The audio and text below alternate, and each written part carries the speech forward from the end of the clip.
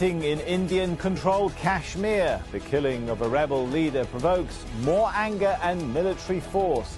Is it time for India to change its Kashmir policy?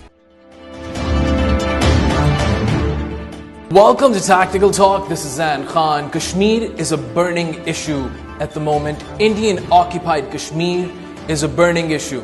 Activists are being killed, being injured by pellet guns, and a lot of humanitarian violations are being pursued by the state of India. Today, Kashmir is our topic, Indian-occupied Kashmir. The guest of our show is a Pakistani journalist, Hassan Khan. He writes for many newspapers and news magazines. We're going to discuss with him the topic of Indian-occupied Kashmir. Welcome to our show, Hassan Khan. This is Zain Khan. It's a pleasure to have you on Tactical Talk. Thank you so much, Zain, for inviting me to your show. Hassan, let's get to the first question. What is your opinion on the current situation in Indian-occupied Kashmir, where Indian state machinery is using excessive force to quell the massive uprisings after Burhan Wani's assassination? Well, the current situation is quite concerning, to be honest. It's as if India doesn't want to treat the Kashmiris humanely and has deliberately initiated a process to curb the struggle for freedom that was renewed after the recent assassination of highly popular freedom fighter Burhan Wani. There have been countless reports regarding mass-scale call for freedom across the valley, with many people demanding to secede from India. However, the Indian government paid no heed to such calls and has resorted to brutal means to hush up the indigenous uprisings by not only killing the locals but also using pellet guns and chili-laced rifle shells to immobilize and permanently blind the people. As of now, over 80 innocent lives have been lost and over 7,000 people have been injured at the hands of the Indian state machinery. Such gross misconduct is against the Universal Declaration of Human Rights.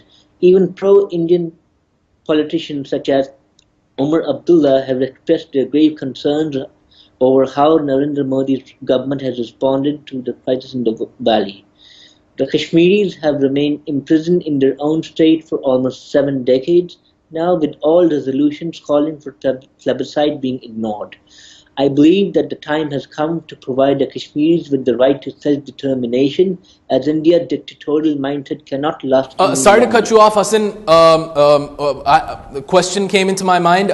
Would India listen to the international humanitarian groups on conducting trials against officials involved in the genocide and torture of Kashmiris? I don't believe India would ever think of conducting such trials, given the fact that for the past 3 decades, a systematic genocidal policy has been adopted to silence Kashmiri voices. Some 100,000 Kashmiris have already lost their lives in the struggle for freedom, and the mindset of the local youth focuses on militancy rather than education.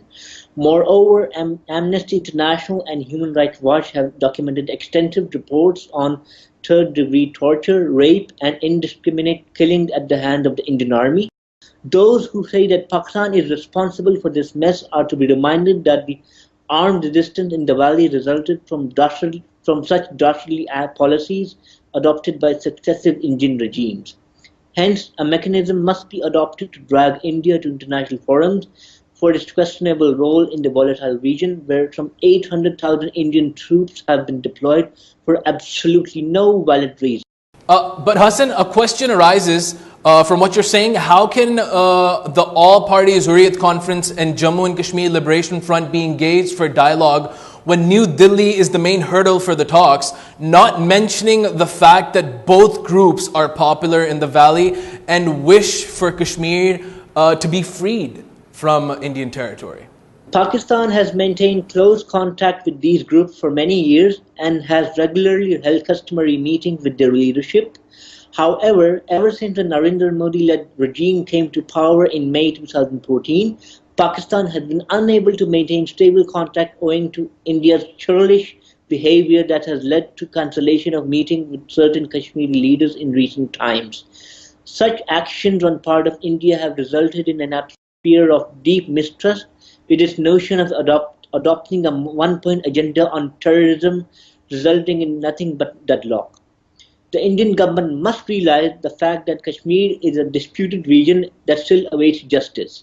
By refusing this core issue and arresting local leaders such as Mirwais Umar Farooq and Sayyid Ali Shah Gilani, we are actually witnessing the true face of the current regime in New Delhi, which only believes in high-handedness and forcing the deranged policy of spreading the Hindutva ideology.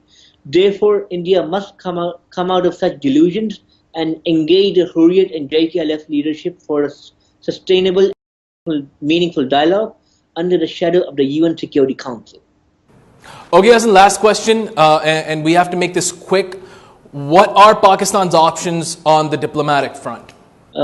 In current circumstances, the legalities related to past UNSC resolutions and agreements such as Resolution 1172 agreed in June 1998 and the similar agreement of 1972 are actually irrelevant, and measures must be adopted for ensuring a smooth plebiscite under the shadow of the UN and its sub-bodies such as the UN Military Observer Group. Ever since the armed uprising is taking place since last month, Pakistan has adopted a largely successful strategy for highlighting the plight of the Kashmiris residing in Indian-occupied Kashmir, and I highly commend the steps being taken by our diplomatic mission based in major world capitals for promoting the Kashmiri cause. Ambassador Maliha Lodi at the UN has done a tremendous job in exposing India's true face in front of the international community. Moreover, Ambassador Johar Salim in Germany, who's also like a mentor to me given my regular interactions with him, has also done a lot to lobby with certain officials and groups in Berlin. I believe that Pakistan is heading toward the right direction and for the people of Kashmir. I would like to further add that India is trying to divert attention from this genuine cause by dragging Balochistan, Azad Jammu and Kashmir, and Gilgit-Baltistan into the quagmire. Balochistan is an integral part of Pakistan, while the people of AJK and northern areas consider themselves as Pakistanis and are happily living under the guidance of the Federation.